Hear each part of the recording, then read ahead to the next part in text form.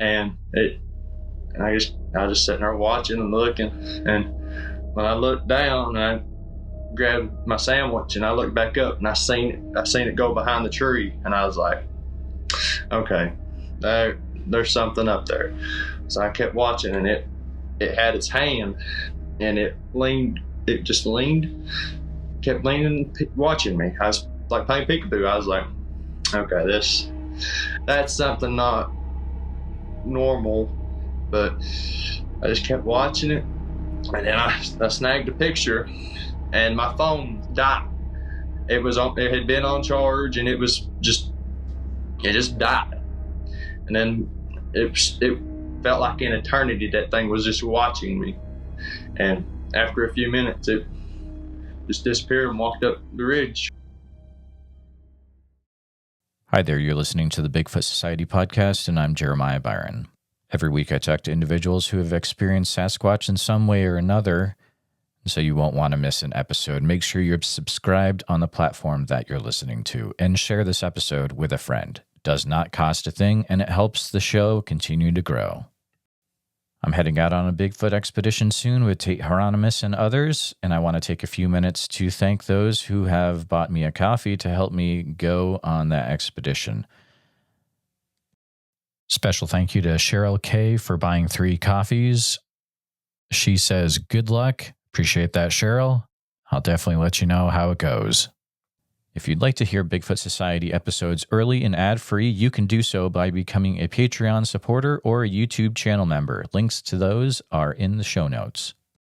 In Bigfoot Society, I've taken far too much of your time so far, so let's get on with the show. 3, 2, 1. All right, Bigfoot Society, we got the privilege of talking to Mr. Harley Owens from the great state of Tennessee, specifically East Tennessee, where all the crazy stuff happens. But how's it going today, Harley? It's going good. How are you today? I'm having a good night. We are kind of having a little bit of a little lull in the temperature out here in Iowa, so we're having a good one, kind of chilling out. We're out on the porch before this, but I'm just glad to talk to you. You had connected with me over Facebook a few days back, and at the more we got talking, I was like, well, man, this is kind of starting to turn into something interesting. So I was like, Yes, Harley, sir. let's just chat about this, because I want to get the community on the inside of this one as well, because your story sounds like it's very interesting. We've got a sound clip to play eventually, but really what I'd like you to do, Harley, is let's just start. You can share what's been going on with you. It's pretty interesting. Well, it's happened, like I said, 3 years ago. It was September 22nd. That was the day I actually seen the creature. But going back a couple of weeks, because I was up there a couple of weeks before I had even seen it, I was working an auction up there for a logging company that had went out of business, and I went up there and we started working around and stuff, and I just had this eerie feeling the whole time we were up there. I mean, the first day we went in there, and it was early in the morning, and there was deer going in and out of there, turkeys, and just all normal wildlife you'd be seeing around. And we got talking to the owner of the place, and I was like, well, there's deer and stuff in here. He's like, yeah, there's bears and snakes and all that. He said there's far worse things in these mountains than those, and that stuck with me, and I was like, there's worse things than bears and snakes, and that's odd, and just going through the next week there, it was just had this feeling you were being watched, and like you'd hear what sounded like bird whistles, and it wasn't like any bird whistle I'd ever heard, and just going on up through there, it was just weird. And by the time the auction was over, I stayed up there to help people load stuff that they bought. Well, it's pretty slow because people normally had just come up there to pick up their stuff that they had bought. And the day of the 22nd, when I seen the creature, it had rained the day before, and that's when I had found the first couple tracks that I had sent to you in pictures from the rain, and then that next day, it was going on 1, 2 o'clock, something like that, and I just had this feeling I was being watched, and there was nobody there. It was just me, and I went to go grab a Coca-Cola out of the cooler because I was just on lunch. I was taking me a break since there was nobody there, and I heard a growl, and I was like, "Well, that's not normal." I was looking around because I thought it was a bear. That was my first initial thought. There's a bear, so I just started looking around, and I kept hearing it, and I was like, "That's weird." I got to looking up on the ridge line, and I could hear something walking, and I was just sitting there watching and looking, and when I looked down, I grabbed my sandwich and I looked back up and I seen it go behind the tree, and I was like, okay, there's something up there. So I kept watching, and it had its hand, and it just leaned, kept leaning, watching me. I was like playing peekaboo. I was like, okay, that's something not normal, but I just kept watching it, and then I snagged a picture, and my phone just died. It had been on charge, and it just died. And then it felt like an eternity that thing was just watching me. And after a few minutes, it just disappeared and walked up the ridge. Harley, I have a few questions for you at this point, if that's okay. Yes, sir. Can you share again what you feel comfortable with the area that all this was happening in, region wise? I don't know how specific you can get, but It was kind of down in a holler, the hollow holler. It's just the country twang coming out of me. It's just the hollers. It was up on a mountain, and this you going down into this place. It goes down into a holler, and then it comes back up on a big flat where the old sawmill was. And where I was standing out of the sawmill on an asphalt there. I was looking up on the ridge line where the ridge was, and that's where the creature was at. It was up on the ridge up off the cliff. It was peeking off the cliff from around the tree watching me. gotcha. And the state, and I don't know if you can share the town or anything specific. It was in Pound, Virginia. It's probably about 10, 15 minutes from Kentucky line. So rich in Bigfoot history, Appalachia, if you ask me, it's all Bigfoot. Oh, absolutely. I mean, that part of it's all bets are off. With you've got stuff going on in Appalachia, especially to do with Bigfoot. But so you're looking up there and you see the thing by the tree. Were you able to see any details that you noticed about the creature, maybe in the face or anything like that? I it was probably about 150 yards away. I mean, I couldn't really make no close figure like facial features out, but I've had the picture sent off, and I've had people edited it and stuff, and they've said that you can see the facial, like a nose and a mouth and eyes and all that stuff. But I never could tell from how far I was away. It was just a black mass, and it was leaning from around a tree, and it was massive. And it wasn't a bear. I've seen bears, and just the way it was acting, it was not a bear. I'm shaking right now just talking about it. It's it wasn't a bear. I know for 100% fact it wasn't a bear. Absolutely. Did you get a feel for how tall the creature was at all? If I had to guess, I'd say it was. I'm 6'5", 6'6". That thing 7.5, 8 foot tall. Easy. It was massive. It was just a massive forearms, and it was huge. It was broad. It could have easily had its way with me.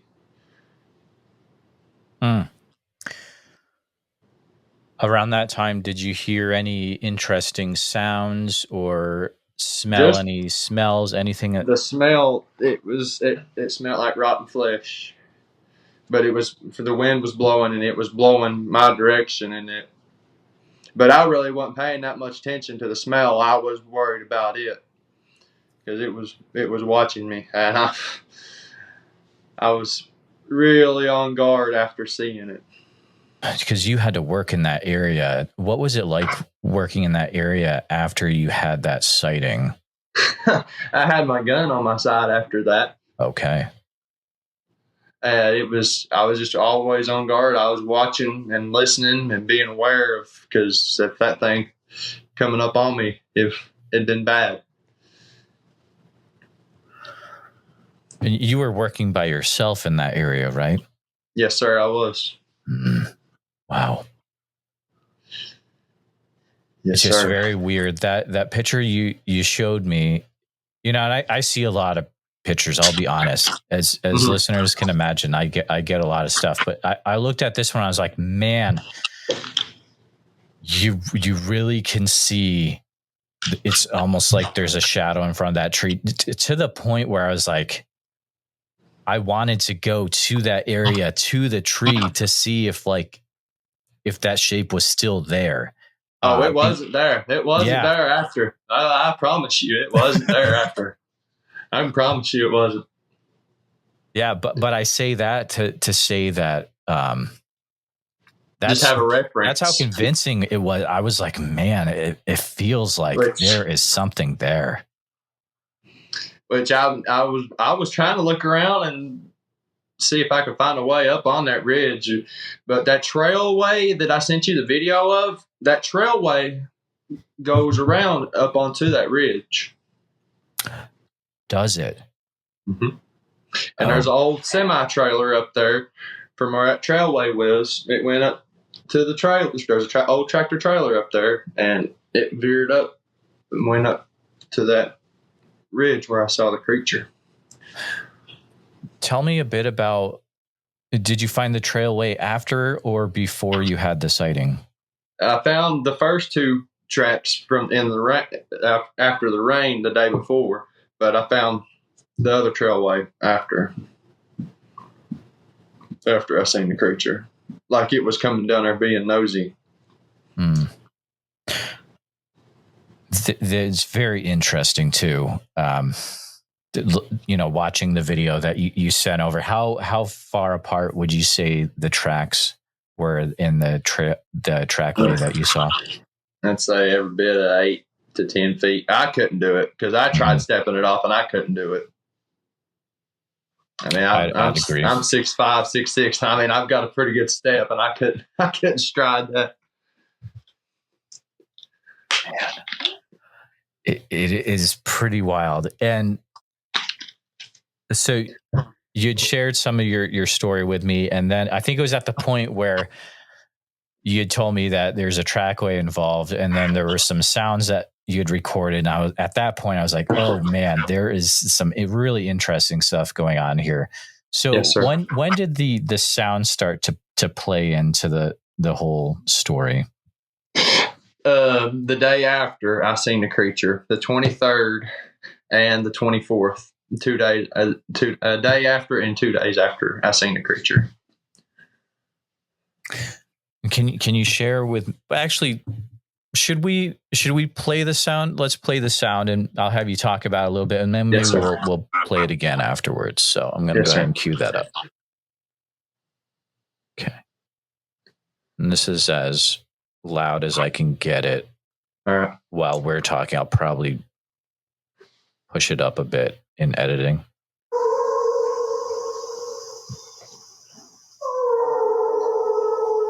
Yeah, I'm getting goosebumps right now just listening to that again.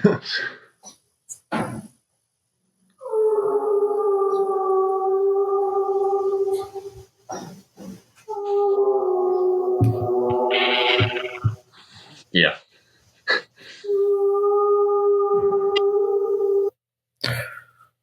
So kind of bring us back to what was going on when you were hearing those sounds, because they're really, really interesting.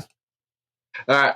So that particular one was the day after I seen a creature. I was packing up. I was getting ready to leave out of there, and there was deer up in the valley up from where I was at, and I was watching them, and all of a sudden they were gone. I was like, well, that's just weird. And I knew then there was something around. And right after they were gone, I started hearing the howls, which it sounded like with that particular one, it was close to where I'd seen that one, but it sounded like it was on further up in the ridge.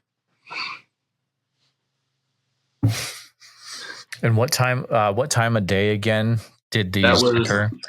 They're right at dusk and dark, right at a little after dark.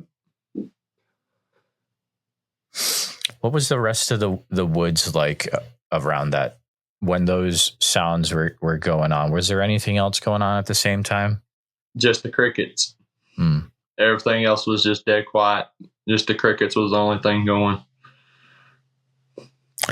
Could you hear any like any snapping of twigs or anything moving around during those howls? Or I did hear,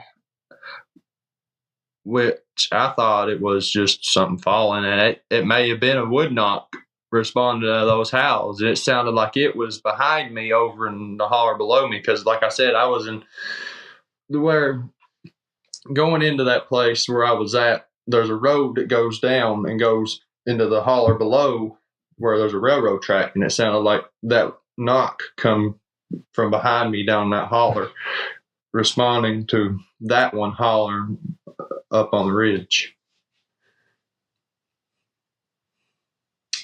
So I think that may well have been a response to that one. That is really interesting. I'm not sure what to think of that howl. The first, we were going back and forth in the Facebook messages, and I was like, well, do you have any elk? And you had responded. I'll just let you respond. Yeah. What you had said. The elk had been reintroduced into Tennessee in the early 2000s, particularly where I'm from, Jacksboro, Tennessee. They had reintroduced them to Hatfield Knob, which it's 5 hours away. I mean, I'm not saying that the elk couldn't have traveled that far. I'm sure they have, because they're in Kentucky now too, traveling from where they released them where I'm from. So it wouldn't cross my mind that there's elk up there, but what made those howls wasn't the elk. What made those sounds wasn't the elk.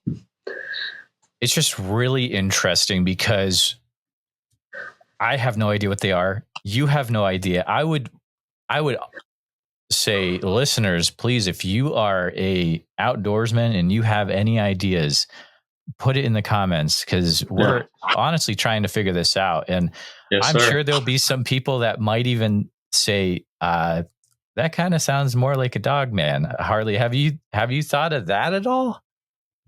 I have, yes. And who's to say? I mean, there could be dog man. Could be Bigfoot too. Could be dog man and Bigfoot in that area. Who's to say for certain, I mean, we don't know. I don't know what's in these woods now after seeing what I think was Bigfoot. Maybe dogman. It might have been dogman what I seen. I'm not for sure. I don't have all the answers to what I seen, but I'm looking to find out. Absolutely. Did you ever have to go back to that area again after that? No, I haven't been back since. I would love to go back and get answers. The great thing about this podcast is it has quite the listener reach. So hopefully there might even be a listener in that county or that area that has also experienced something close to where you're talking about. That's happened before in episodes. There's also another part that's pretty interesting that adds to this story. Do you mind sharing about how you went to the drive-in and then the individuals you were talking to? Oh, yes, sir. Yes, sir. Yep. So I went to the local drive-in there called Robo's, and I noticed there were some old timers sitting at a table talking. I was like, well, okay, I'll just go talk to them. I mean, maybe they know. So I went and sat down, and I just struck up conversation at first, and I started talking to them. And I was like, uh, y'all have had any strange encounters up here on these mountains? You know, I was like, I seen something up here a couple of days ago, and I've heard some noises, and I found tracks, and I'm not quite sure what this could be. And they were kind of quiet about it at first, and they said, well, that's the devil monkeys. I was like, so Bigfoot? And they was like, no, devil monkeys. I was like, okay. It's kind of struck out, devil monkeys. I've never heard a term like that before. And they was like, yeah. He said, you're lucky. They said they're dangerous and they'll do anything to get you out of where they're at. Wow. And that just stuck with me, devil monkeys. I mean, that's something I just don't forget. Like devil monkeys, that's a phrase that has stuck with me since 3 years ago that I heard it. Man, that's wild. That is, I don't know what to think about it. When I read that in your response, I was like, I mean, if listeners have some other stories about these devil monkeys of, Kentucky and Virginia border, definitely let me know. Send me an email or put a comment about it. But yeah, Harley, it's such an interesting story. How did everything end? Was it just that you had to go back to your home in Tennessee eventually, or? Yeah, yes, sir. Yeah, I wasn't needed up there anymore, and so I just left, and I didn't have no closure for what I had witnessed and heard. It's been on my mind to go back and get some closure, and I've really contemplated it. Man, I would probably be thinking about it for 3 years like you have been. Yeah, and it's been hard for me to open up about it. I mean, I've had nightmares ever since. I mean, I just had a nightmare a couple nights ago about it because, I mean, that's just something I don't forget.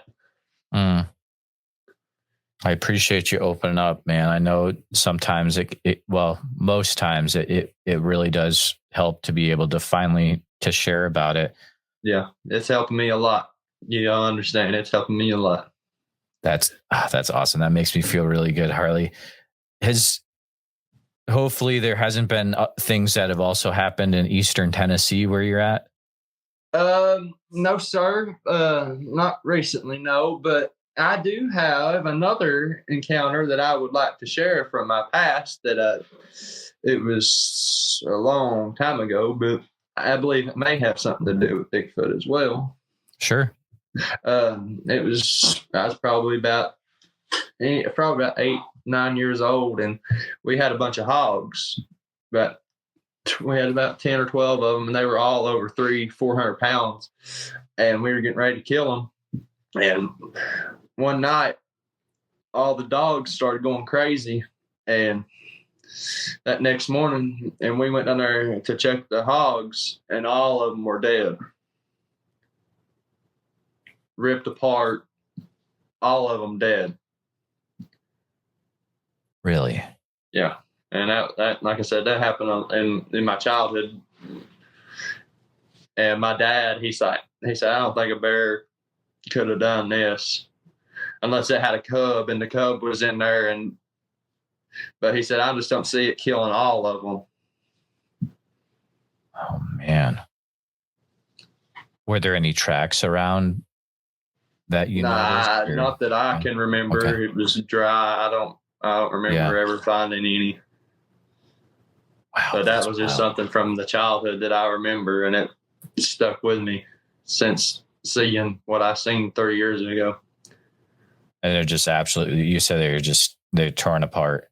Yeah, they were pretty rough. Man. I don't remember. They were torn apart in ways that I couldn't have imagined it. Eastern Tennessee. Yeah, in Eastern Tennessee, that's happened. Wow. Do you mind sharing it? And, I want to be respectful of your area. Maybe a county that would have happened in? Campbell County, Jacksboro, Tennessee, the city. Okay. Very, very interesting.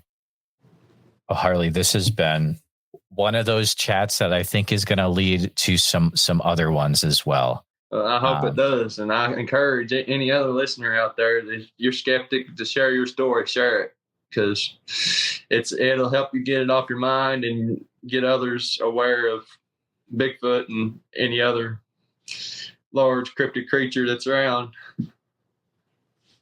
That's absolutely right. My emails are always open. BigfootSociety@gmail.com is the best way to try to reach me. It is getting to the point where I get a lot of messages in the different social media platforms.